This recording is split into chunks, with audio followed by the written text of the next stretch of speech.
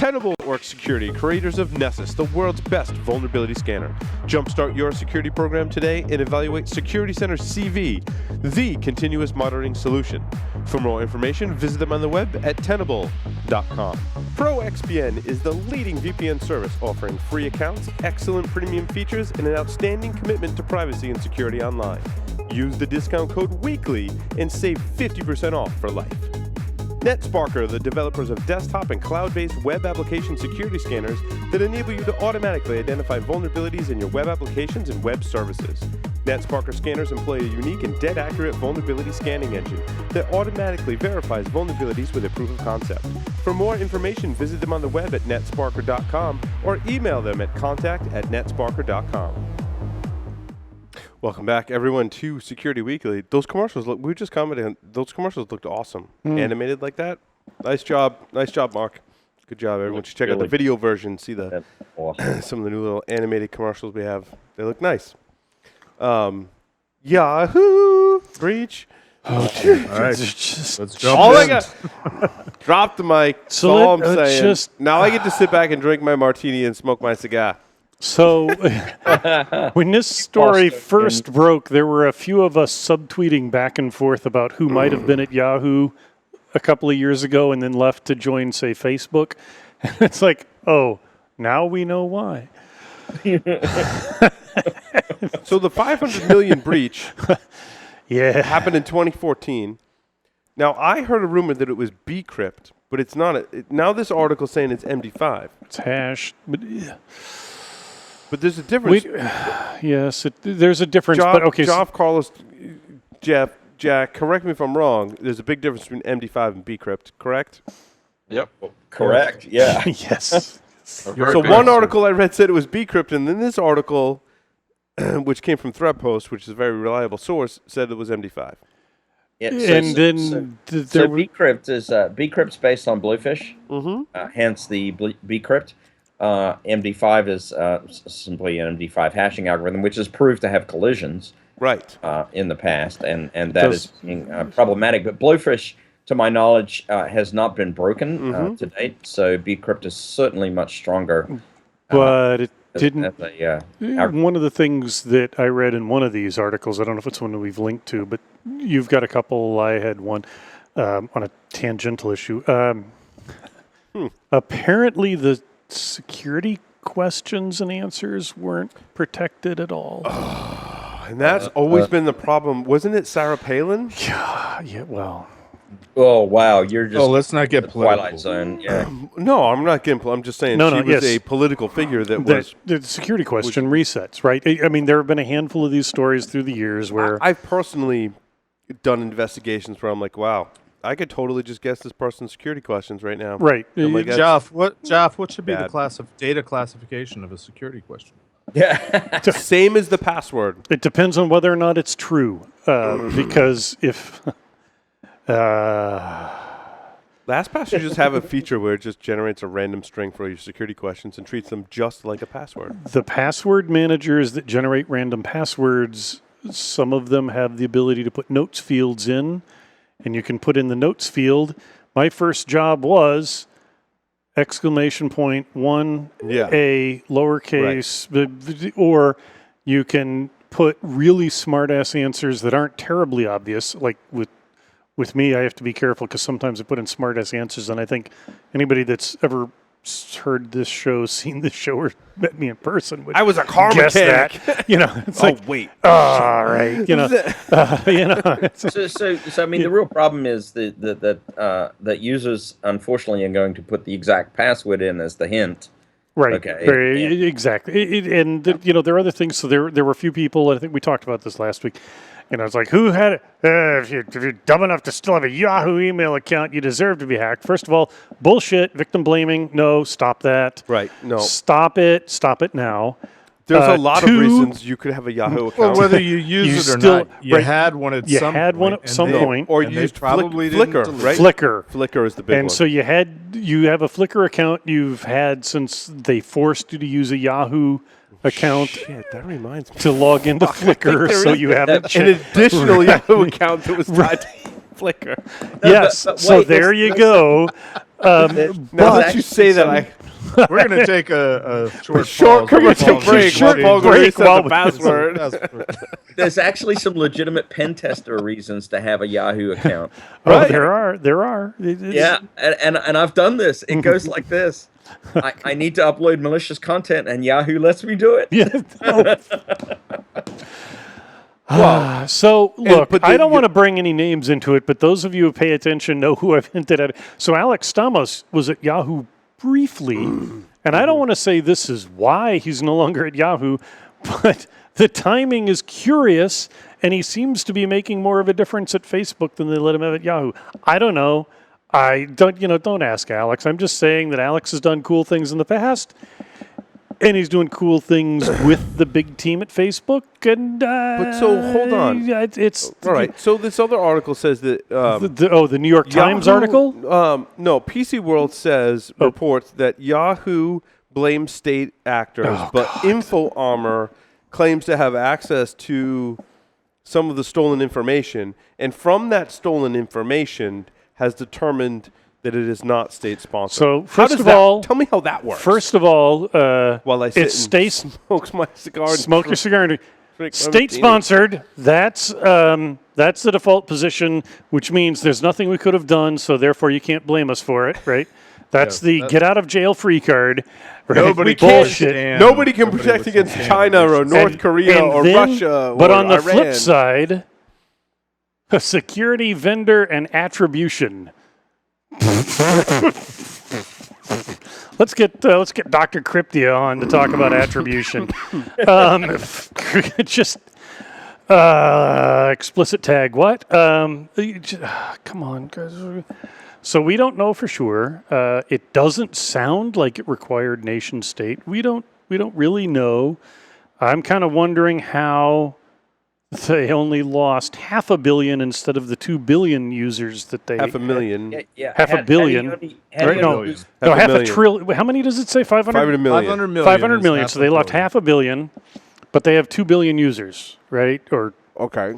So how is it that they only got a quarter of the database? Well, they only got a quarter of the data. That's because the attackers disk overflowed. I mean, this is just because it went from 200 million to 500 million. Because the attackers weren't. Because if they were nation state, they would have heard of the cloud and known where to store it. Yeah, they were using a floppy disk, I think. Yeah, because compressed, how much... Anyway. Yeah, so... Either way, we're playing keyboard commandos here because we're don't know. not part of that DFIR team that is in there looking at the logs. We don't have a copy of the logs. We don't have a copy of that report. We don't have a copy of all of that data. Right now, we're just simply going from what reporters and media has been saying. You're correct, Carlos. Yep. And only there we have to take that with a very big grain of salt. No. In other words, thank you, Carlos, for bringing us back down to reality. Yeah, he is. We're engaging in outrageous speculation. Thank you. Yeah. Thank you, Carlos. Yes. Yeah, we're pretending to be mainstream media. Let's talk about how Sophos reports that Marissa Mayer, the CEO of Yahoo, declined to comment on why they did not release the details or any information about this breach 2 years ago or announce it 2 years ago. I'm going to do something that makes my skin crawl. I'm not really. I haven't even talked about Congress demanding. I'm not yet going to fully defend her, but let me just say, like Twitter, like Google, like everybody else, Yahoo is about number of users. And anything you do to chase away users or make it harder to get more users is bad for business. And Marissa Mayer is trying to keep this turd floating on the toilet before they can flush it into somebody else's stock portfolio. Which has been tried, right? It was rumors that was it Microsoft was going to buy Yahoo or something? So Jack, is the fiduciary responsibility to report or not report? That's a question for the SEC. That's a question for the SEC, and that's a good question because there are breach disclosure laws on the books. Do they not? There are breach disclosure laws on the books, and there's also, if it can impact stock value and you lie to stockholders of the SEC, third world prisons start looking pretty good because they can cause problems. They can. So, but isn't that public? What Yahoo reports to stockholders? Yeah, and that's again, as Carlos said on the details.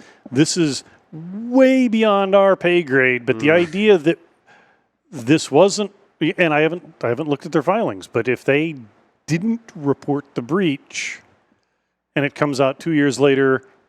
As my wild-ass guess, that might have an impact on stock value. Did they say they knew about it in 2014, though? Or are they saying they just found out about it now and it dates back to 2014? We don't know. And one thing to consider is that, remember, anybody in that security team probably could have noticed that, could have seen it, and they just go like, shit, I'm going to lose my job. I'm not reporting this. That's one Wait, are we talking about scenario. Are we talking about Wells Fargo? Are you talking about a culture? I don't know. Are we talking about Wells Fargo? Are you talking about a culture that actively discouraged reporting of an incident? That is one possibility that could be out there. We've seen it. It has happened. The New York Times article made it sound that way, and supposedly talked to ex-Yahoo folks from the security team who were frustrated by this. It sounds like a shit show, and we don't know enough details to know anything other than it's a shit show, I guess, is probably the best conclusion for this week. Yeah, and that goes to one part of what I presented at DerbyCon. What are the metrics? How was that security team measured? We behave like we're measured in our job. So if the security team all of a sudden, you're responsible, if we get breached, you're fired. And right now they're in a company that is leaking people left and right. It might make somebody actually consider am I reporting this? Yes or no? I know if I do, it's like handing it over my my resignation. This is the biggest breach shit show maybe in history. Vermont Senator Patrick Leahy, right? Mm-hmm. Leahy, along with many other Democratic congressional colleagues, demanded answers from Yahoo CEO Marissa Mayer about what is now the biggest data breach in history, also reported by Threat Post. They sent a letter to Mayer demanding to know why it took 2 years to disclose what Yahoo has called a state-sponsored attack that resulted in the loss of information. Oh, God. State-sponsored is the hacking equivalent of... my dog ate my homework. Well, no, I was gonna bring up. Alice just nailed it. I felt like I was in danger, imminent threat. But the whole congressional thing. It's like the one that I threw out there. Is that just a political move? The CEO of Wells Fargo may lose his job over the whole bullshit because he got embarrassed in front of Congress, and he's probably only going to get a $200 million golden parachute. Bummer for him. Marissa Mayer hopes she gets screwed over as bad by Congress as what's his name at Wells Fargo. But there are also reports that Yahoo didn't prioritize their investments in information security. Which, from the outside looking in, you could say about any company. How do you know what? Right. How do you? I mean, to defend how Yahoo, profitable do you suppose Yahoo is? Now, if Congress brings that up, Marissa Mayer can bat it out, just like saying how much money did you gave to OPM to invest in that stuff. If she were well prepped, they'd turn the C-SPAN cameras off like that. Yep. Right, like you said, Carlos. She can turn, and she's not dumb. If she wanted to go on the attack, I mean, it would be brutal, but.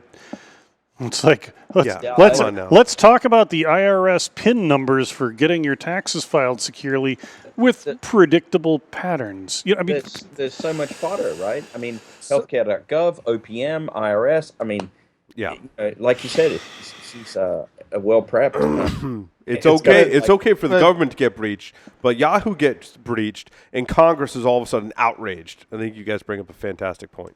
Yeah, and I think many of those were... Go ahead, Carlos. I would say that many of those in government were even worse. Just look at OPM. Every one of our people that have security clearance, all of their data and dirty secrets are out there. I got the letter, and so did my wife. We were both in the system. The Yahoo breach, though, what was compromised? It was user IDs and passwords, right? Yeah. Yes. And apparently security questions and answers, at least from one source. I saw. To get onto Yahoo. Correct. There's no regulatory requirement to protect that data, is there? Not that I'm aware of. So why are we talking about it? Why is it a big deal? Wait, I'll tell you why. Because my Flickr account auto-renews, and there's financial information, so there is financial records tied to that account. If you lose that account, that may come under various states. There's a lot tied disclosure laws. It may, but does it? I mean, I don't know if this has ever been tried in court or not. We don't know enough. Back to Carlos's point, we just don't know enough. But I think an argument could be made on Yahoo's behalf that, what's the big deal? It's just our account data. It's just our ability to do business. It's our ability to attract customers. Which does go back to stock price, which does go back to SEC if they intentionally hit it. Right. But it's not OPM. Well, so one thing we can be relatively sure of is this one might well be precedent setting and might well end up in further legislation that puts controls down on the industry, which would not necessarily be a good thing, right? You guys are all aware that a lot of our legislators, unfortunately, do not have enough education, and I'm not faulting them, but they don't have enough education in our industry to actually craft legislation. We're gonna pass legislation, and it's gonna be beautiful. So more ammo for the dunces. Yeah. Here's one that'll get you guys fired up. In defense of Yahoo Security, a company spokeswoman, Suzanne Filione, said the company spent $10 million on encryption technology in early 2014. How can you spend $10 million on encryption? It's already a solved problem. WTF, over. You can. But somehow that didn't protect them from a breach. Oh my God! They had encryption. They must be secure. Joff, think about what it would cost. And just remember, encryption decreases security. Right. That's right, man. This backs up Jeff's claim that Jeff encryption. T-shirt. Yes, encryption. We're going to put a little Yahoo logo on your T-shirt now, Jeff. There we go. But Joff, to your question about spending $10 million, how much could you spend on hardware security modules, HSMs, to encrypt 40 gig or 100 gig pipes between Yahoo data centers? Mm-hmm. You could spend that much money. More than that.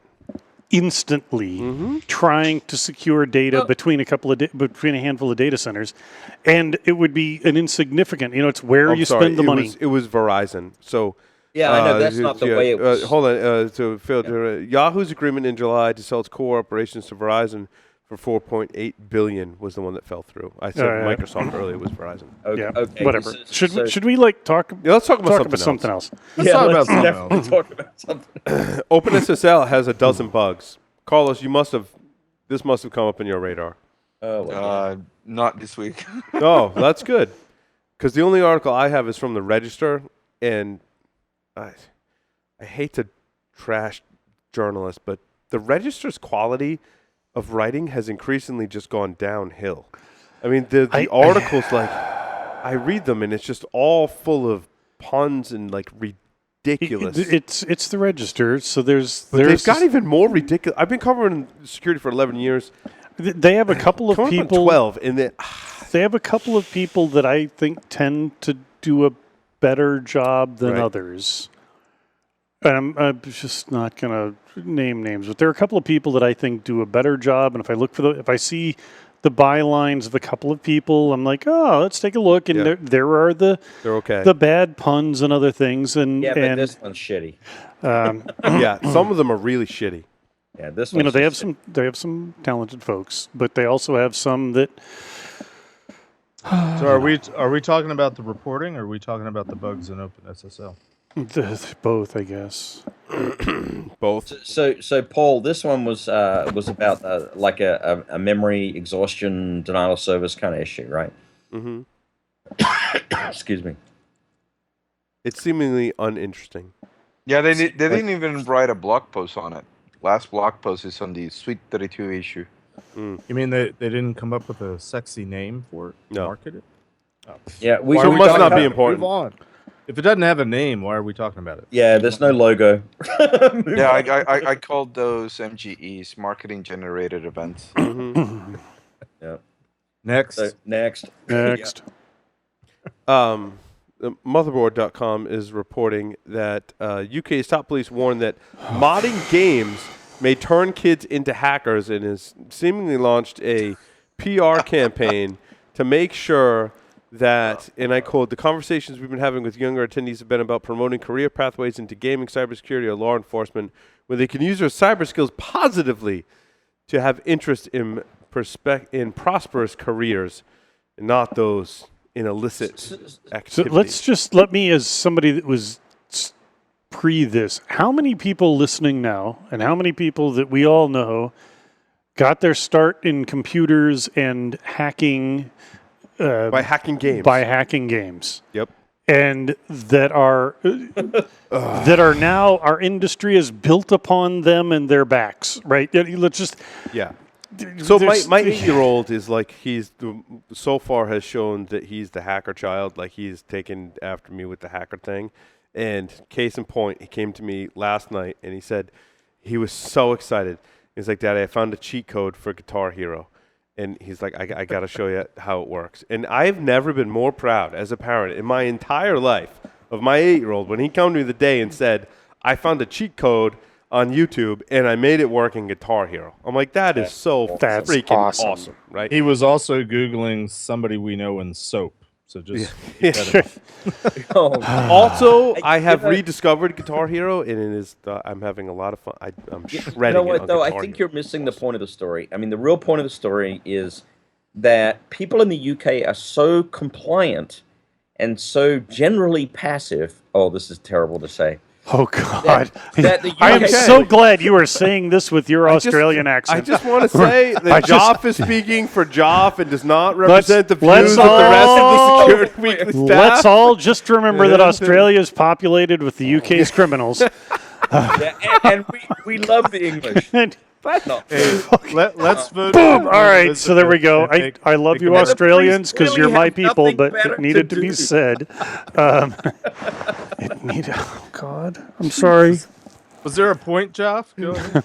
No. Let's not let him make it. Nothing better to do, right? Than talk about kids becoming hackers. They need to go out there and do some policing. I'm just stating. It's just a distraction from Brett. Yeah, that's exactly. It's like, crap, we fucked it up. Now we need people to think of something else. What can we come? Having said that, I have very many English friends whom I love dearly. Okay. Oh, me too. Some of your best friends are English, right? And just want to say that I love gin. I love driving on the wrong side of the road. No, left. Big Ben, all those things. And I love all of our listeners from the UK. And again, and from Australia. And from Australia. I love kangaroos. I love kangaroos. And I don't know about shrimp Fosters. On the bar. I don't know about Fosters. Maybe we'll go that far. Okay, I do love kangaroos. They're wicked cute. And I love kangaroos shrimp on the Barbie. Kangaroos on the Barbie. And kangaroos on the Barbie. You can't tell me you like Vegemite. Huge. What was it? Crocodile Dundee. That was a great movie. Yeah, that's not a knife. This is a knife. I want to show you a knife. Yeah. Okay. Huge shout out to Robin. That's not soap. This is soap. Yeah. Digi Ninja. I apologize. Robin, we're so sorry. Before this goes any further, I'm going to just jump into my rant. Rant, go, Jack. Go. Excellent. Good segue. I don't even know where it started. Somebody on Twitter linked to a story about active defense. And I just pulled on the thread and found all sorts of stuff. So there is an article in my section of the show notes. I actually have 4 related ones. The first one is at Recode, which says that the Yahoo breach proves we need ways to hit attackers before they strike. So we need like Minority Report, precognition, Counter-Strike, bullshit. Oh, or we need to listen to our security team, which we find out a few days after this article comes out that maybe they were right. Maybe they were idiots. But that led me into a really horrifying mess. And you went down a rat hole here, John. I did. So I found this. Saved me. I found a PDF on the ethics of hacking back, and it's from Cal Poly. This is Cal Poly, though. Come on, Cal Poly. It takes the position, first of all, that all active defense is hacking back. They ignore all types of active defense short of Counter-Strike, effectively, including even linking to articles which are a lot more nuanced than their misinterpretation of active defense.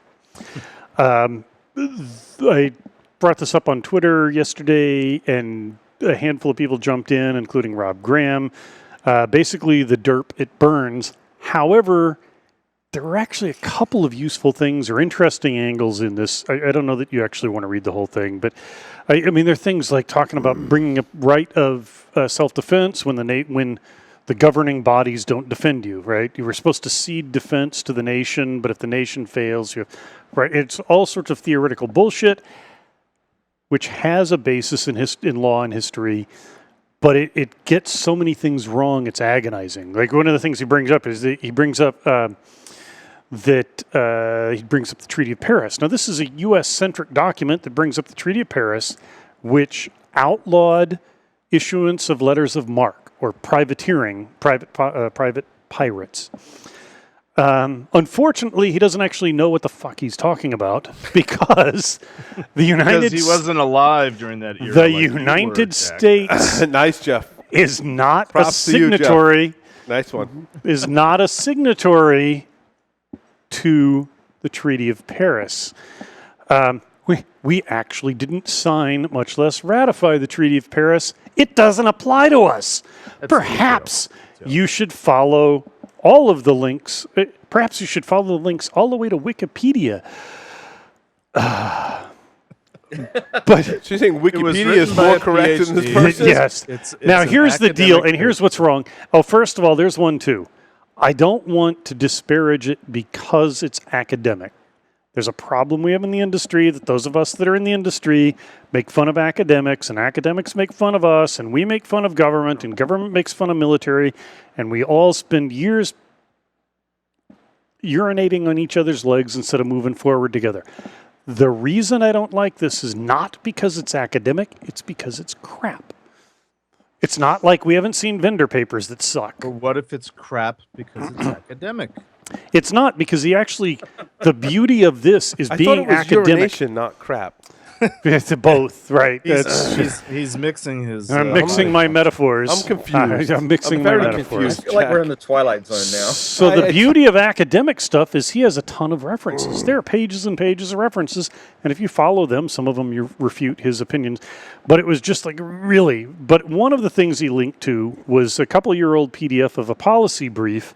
It's only like 6 or 8 pages. It's actually a readable level of stuff, and it's actually pretty good. Raises some good questions on active cyber defense. I have to make fun of CEZ for those that haven't heard of CEZ. That's the Cyber Engagement Zone, which is a measure of time. Go ahead and digest that. If you put that aside, there's actually some decent stuff, but during the Twitter conversation, somebody linked to a 1.5-page PDF that Jennifer Granick wrote in 2004, which sums it up beautifully and shows just how far we haven't come in clearing up what's a CFAA violation, we've been having this. Again, we're having the same argument. Is it measured in milliseconds? No, the cyber engagement zone is basically from detection to exfiltration, as I recall. So it's measured in months. Or years, right. Yep. Okay. I have a quick hypothesis. I believe the cyber engagement zone actually might be Doctor Who's TARDIS. And so, if we enter the CEZ in England, we would actually be in the perfect cyber engagement place. I thought you say Zed and hold Iowa. Hold on, wait. I thought the Yes. cyber engagement zone were people who met online and ultimately got engaged and married. Is that? Am I not? No. You're confusing that with a porn site, Paul. Oh, That's or Russian brides or something. Anyway. Cyber. What's that? What was that? What was that online community? The online gaming thing. Oh dear God! Like a guild? No. The whole alternate world, the alternate universe online. First. Isn't that everything that we do? Oh God! There are people screaming at their TV, their the whole thing where you virtual the virtual world where you World of Warcraft. No, it's like First Space or right. Yes, it's like First Space. It's not. It's that thing, that place that you could go to virtually. You could be a man or a woman, and you created avatars, and you did the thing. You did the thing, and there are people just screaming at us right now. No, there are a lot of live. It wasn't a game. Was it live Space? something? No. Somebody check worry. the Twitter feed. First Space. Don't worry, Jack. They're mostly screaming at me. I thought it was First. It's not First Space. It's World of Warcraft. No, it's not a game. It was a thing. It was First Strike, First World. No, it's the. Oh God! I had a life. I remember Twitchy used to talk about it all the time. Life something. Not Half-Life. No, God. No.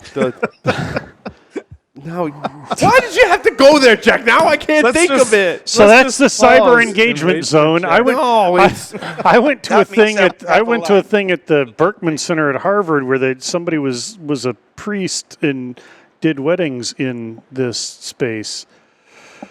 I think it's time. Second Life. Thank you. High five for Second Life. Second Life. It was Second Life. Tim V. Agite. I feel so much better now. Tim. Wow. All right, Second Life. My anxiety level was through the roof. Not Tim V, the hero of the week. Oh my God! What was his name? Tim V. Tim V. Thank you, Tim V. Thank you. Oh my God! I wouldn't be able to sleep if I didn't know what that was. Second Life. Years ago, Twitchy used to go. Yes. In all fairness, Jack has earned a T-shirt for the week. Just saying. There you go, T-shirt of the week.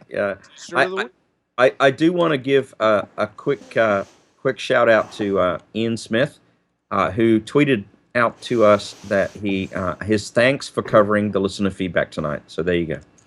Thanks, Ian. Thanks, Ian. Have we moved on to the shout out portion of the program? I thought we were moving on to let's get out of here. Let's do it. Portion of the program. I think the episode culminated with us trying to remember what the fuck Second Life was called. Thanks, Tech Barbie. One of the 6 security people that were at the PCI community meeting, and we all met at Frankie's. Is that a totem pole? Yeah, it's a tiki thing. That's awesome. Jack can explain it to you. I thought you were happy to see us. I'm not holding up my soap and saying thanks, Zach Barbie. Thank you, Carlos, Joff, and Jeff for joining via Skype. Thank you, Jack, for coming here in studio and mentioning the concept of Second Life and not being able to remember the name. Thank you, Tim D, for reminding me. Next week, I'll make up for it with barrel-aged Manhattans and barrel-aged Negronis. That sounds great. Thanks, everyone, for watching. We'll see everyone on the next episode of Paul's Security Weekly. Jack, take us out. Under and in. Get off my lawn. Second Life. Let's go.